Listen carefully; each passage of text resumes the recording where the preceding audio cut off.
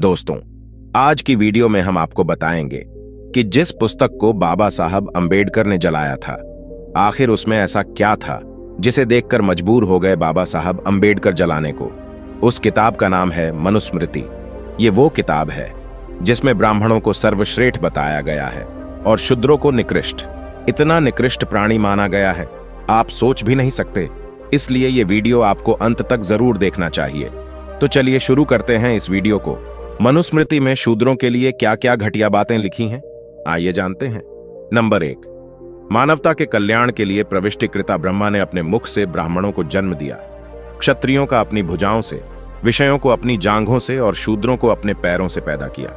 Number 2, भगवान ने कहा है कि एक शूद्र का कर्तव्य है कि ऊपरी वर्णनों की श्रद्धापूर्वक सेवा करे, उसका यही धर्म है। नंबर 3, 100 साल के क्षत्रिय को भी 110 साल के ब्राह्मण लड़के को अपने पिता के रूप में मानना चाहिए। नंबर 4, ब्राह्मण को भोजन के लिए कभी भी अन्य वर्ण ओके व्यक्तियों को आमंत्रित नहीं करना चाहिए। अगर कोई ब्राह्मण से भोजन मांगता है तो ब्राह्मण कुछ बचा खुचा दे सकता है, लेकिन वो भी उसके नौकर घर के बाहर देंगे। नंबर 5, वो जो शूद्र विद्यार्थियों को निर्देश देता है और वो जिसका शिक्षक के क्षुद्र है, वह श्राद्ध में आमंत्रित होने के लिए अयोग्य हो जाएगा। नंबर 6, एक शूद्र शिक्षा प्राप्त करने के लिए अयोग्य है, ऊपरी वर्ण शूद्र को शिक्षा या सलाह ना दे। नंबर 7, यह आवश्यक नहीं है कि शूद्र को नियमों और संहिताओं का पता होना चाहिए और इसलिए उन्हें पढ़ाने की आवश्यकता नहीं है। जो इसका उल्लंघन करेगा वो नरक में जाएगा। नंबर 8, एक ब्राह्मण को ऐसे देश में न रहने दें जहां शासक शुभ रहो। नंबर 9, शूद्रों की उपस्थिति में वेदों को कभी नहीं पढ़ना चाहिए। नंबर 10, जिस देश में ब्राह्मण नहीं है, जहां ब्राह्मण खुश नहीं है, वो देश तबाह हो जाएगा। नंबर 11, सिर्फ एक ब्राह्मण सभ्य होता है, वो न्यायाधीश के रूप में कार्य करें, लेकिन शूद्र कभी भी ऐसा नहीं कर सकता। नंबर 12, एक राजा जिसके साम्राज्य में एक शूद्र कानून का पालन कराए, वो साम्राज्य दलदल में गाय की तरह डूब जाएगा। नंबर 13, अगर कोई ब्राह्मण को गुलाम बनाने की कोशिश करता है तो उस पर 600 का जुर्माना लगाना चाहिए। नंबर 14, एक ब्राह्मण शूद्र को किसी वेतन के बिना सेवा करने का आदेश दे सकता है, क्योंकि ब्राह्मणों की सेवा करने के लिए ही ब्रह्मा ने शूद्र को बनाया है। नंबर 15, भले ही एक ब्राह्मण शूद्र को गुलामी से मुक्त कर दें, लेकिन शूद्र फिर भी गुलाम बना रहता है, किसी को भी उसे मुक्त करने का अधिकार नहीं है। नंबर 16, एक शूद्र जो एक ब्राह्मण व्यक्ति का अपमान करता है तो शूद्र की जीभ कटेगी, क्योंकि वो नीच है। नंबर 17, अगर शूद्र ब्राह्मण और जातियों का उल्लेख करता है तो 110 उंगली लंबी लोहे की कील गर्म करके उसके मुंह में डाल दी जाए। नंबर 18, यदि कोई शूद्र घमंड से ब्राह्मणों को धर्म का उपदेश देता है तो राजा उसके मुंह और कानों में जलता हुआ तेल डलवा दे। नंबर 19, एक शूद्र जो ऊंची जाति की महिला के साथ संभव करता है तो उसे मौत के घाट उतार दिया जाना चाहिए और उसकी संपत्ति को जब्त कर लिया जाना चाहिए। नंबर 20, ब्राह्मण शूद्र को बाध्य कर सकता है, चाहे वो खरीदा गया हो या बिना काम किया हुआ हो। नंबर 21, किसी भी शूद्र के पास खुद की संपत्ति नहीं होनी चाहिए, उसके पास खुद का कुछ भी नहीं होना चाहिए। एक धनी शूद्र का अस्तित्व ब्राह्मणों के लिए बुरा है। एक ब्राह्मण शूद्र के माल पर अधिकार कर सकता है।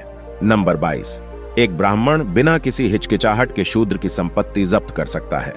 नंबर 23, एक शूद्र जो सिर्फ अपना पेट भरना चाहता है, एक वेश्या की सेवा कर सकता है।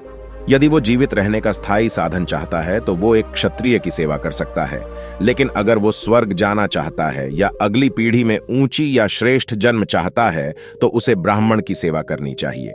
नंबर 24, एक शूद्र का सबसे पवित्र कर्तव्य ब्राह्मणों की सेवा करना है।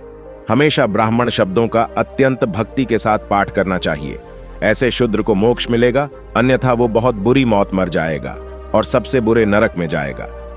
नंबर 25, एक शूद्र जो स्वर्ग के लिए ब्राह्मणों की सेवा करता है, उसे ब्राह्मणों का नौकर कहा जाएगा।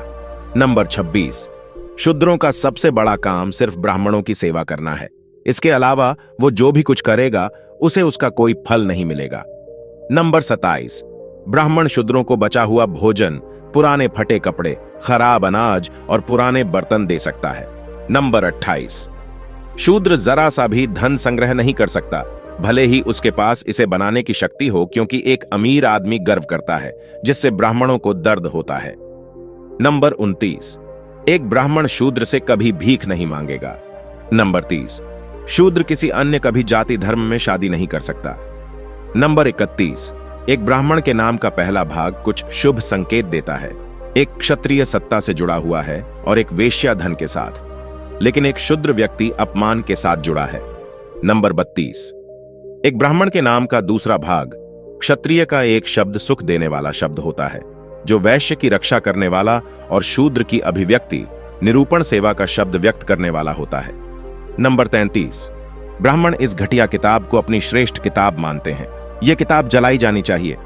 इसीलिए बाबा साहब डॉक्टर अंबेडकर ने 25 दिसंबर 1927 को स्मृति दहन किया था। दोस्तों, आज की वीडियो में बस इतना ही। इस चैनल पर मैं सिर्फ बाबा साहेब के जीवन से जुड़ी छोटी बड़ी सभी जानकारी लेकर आता रहता हूं। यदि आप बाबा साहब को पसंद करते हो और इनके बारे में और अधिक जानना चाहते हो तो हमारे अंबेडकर साहेब जी YouTube चैनल को सब्सक्राइब कर ले। वीडियो को पूरा देखने के लिए धन्यवाद। आपका दिन शुभ हो।